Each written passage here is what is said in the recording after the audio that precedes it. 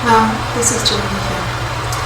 I'm here at my new studio at the Western Fair Farms and Artisan Centre in London, Ontario. I was previously just across the way here underneath the wide open skylight area of the market. I'm now against the wall. I still have a beautiful window here and I've got great light now. I always have great light, but this is more diffused light. It's a little bit softer, easier on eyes, bouncing off these walls that I'm lucky to have. It's really beautiful working conditions. I've just painted this wall over here with a chalkboard paint, which recently I found out I could have created out of regular wall paint and another ingredient or two. But it's a beautiful mid-tone. And I chose that specifically so that we could get a chiaroscuro effect. Please forgive my lack of Italian. But we want to be drawing highlights and shadows with our chalks. So my studio artists who are coming in on Wednesdays in our eclectic art studio have already been giving the heads up that we're going to be creating chalk. Because the palette of chalk available is, for the most part, pastels and white. And that's just not going to give us those shadows the way we'd like to have.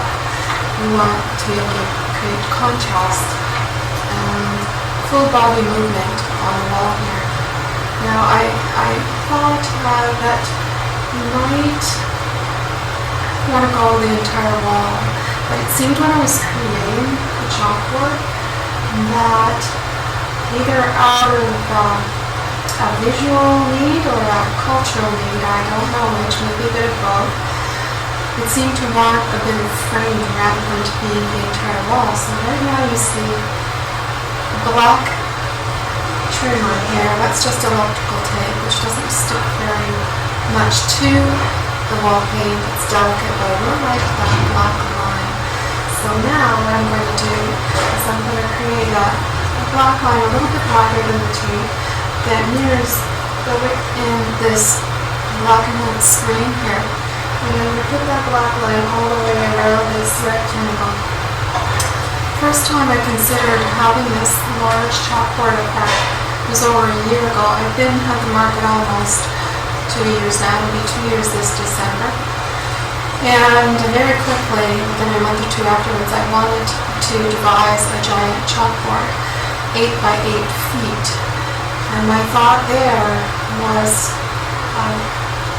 something that came to the installation of wall work I created at the University of Lethbridge called DOT, and which was somewhat regurgitated in an individual way by a colleague of mine in a piece that she called As Far As I Can Reach, which I thought was a great name.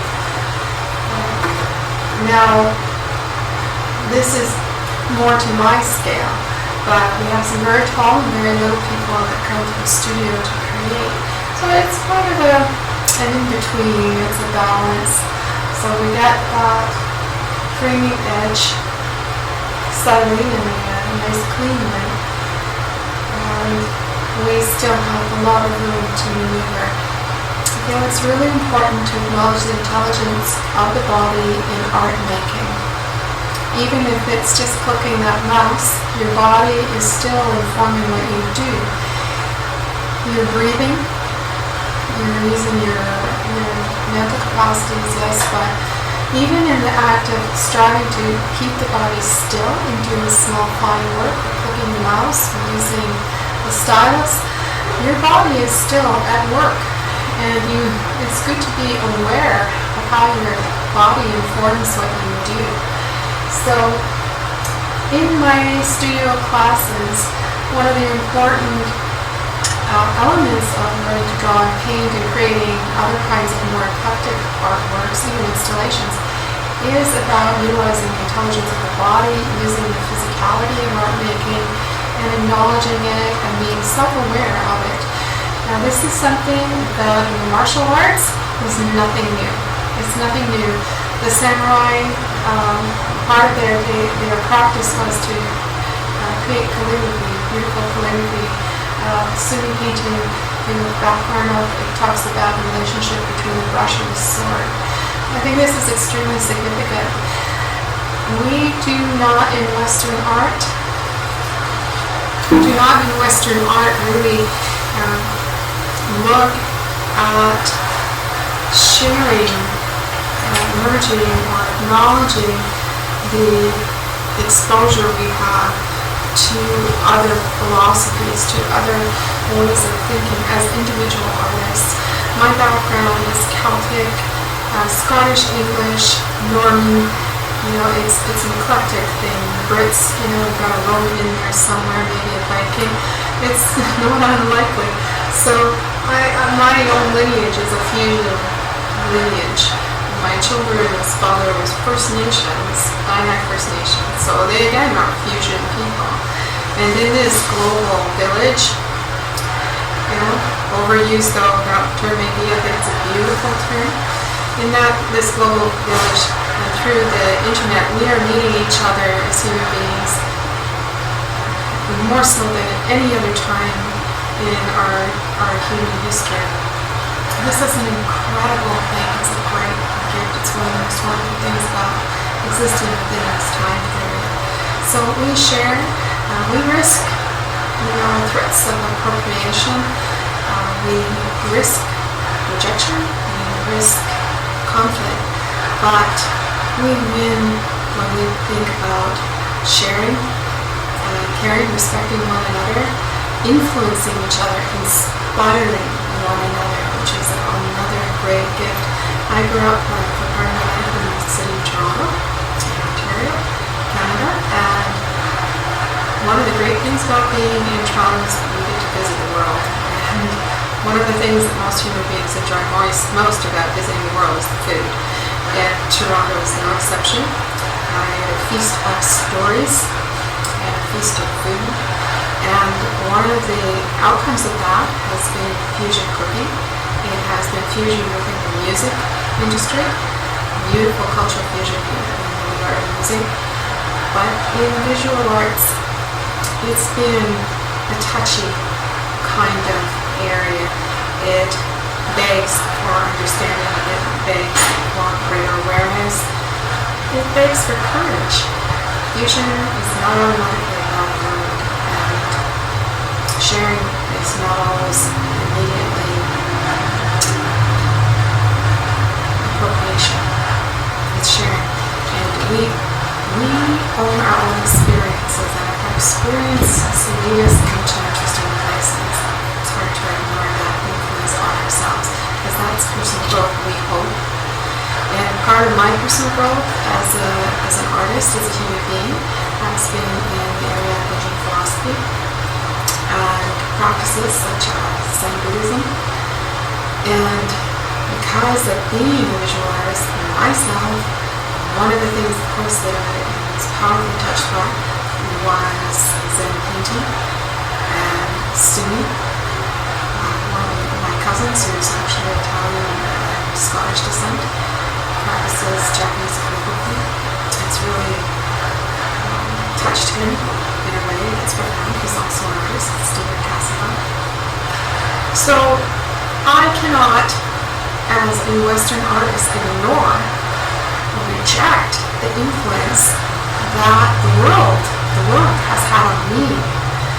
So that influence is part of my consciousness. It's part of, I can't dissect that. I could, but it would be phony. It would be completely a lie if I were to completely reject that and create art that didn't demonstrate that fusion, that influence, that personal growth that's come from experiencing things like Zen Buddhism. So you have to also look at, if you're really, really honest as an artist, how did you develop? How did I develop?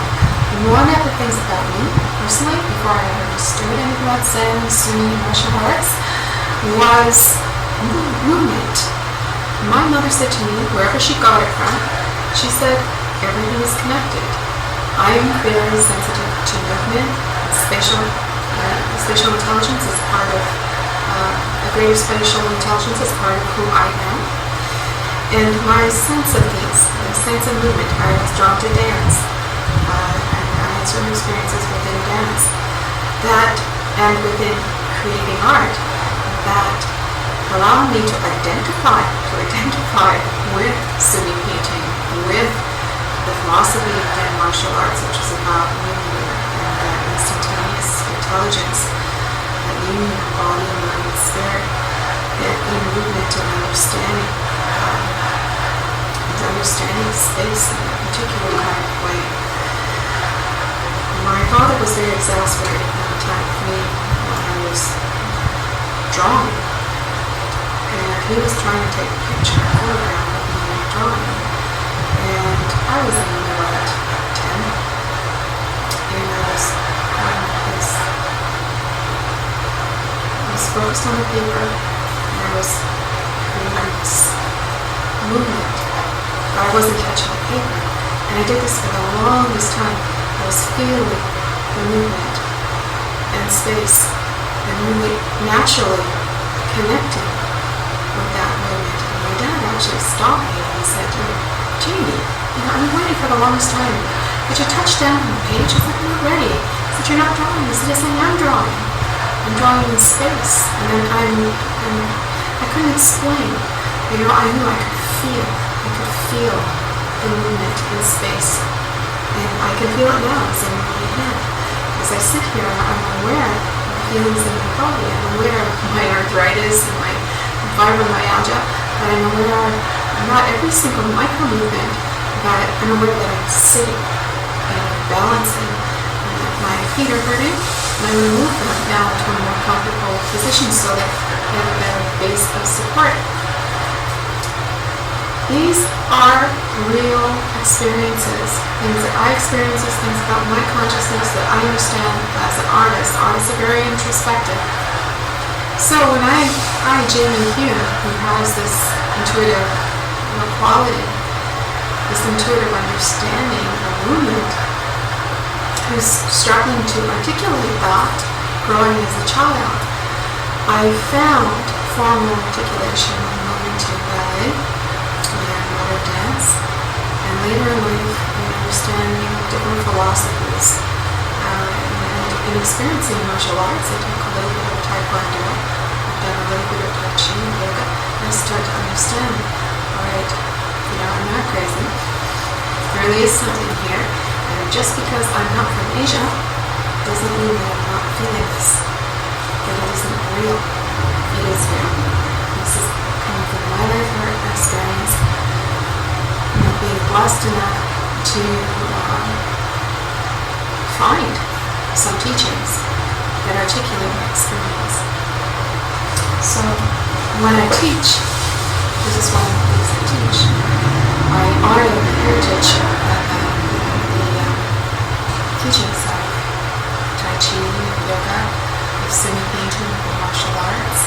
I help people become aware of those philosophies if they haven't already, and how they connect to art making, to art practice, to experience movement and expression.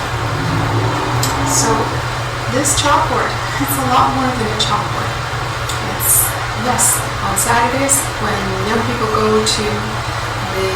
come here to the studio to have their studio experience, they're going to very much enjoy just cutting loose and creating on this chalk wall, this novel color of chalk wall, this chiaroscuro chalk wall.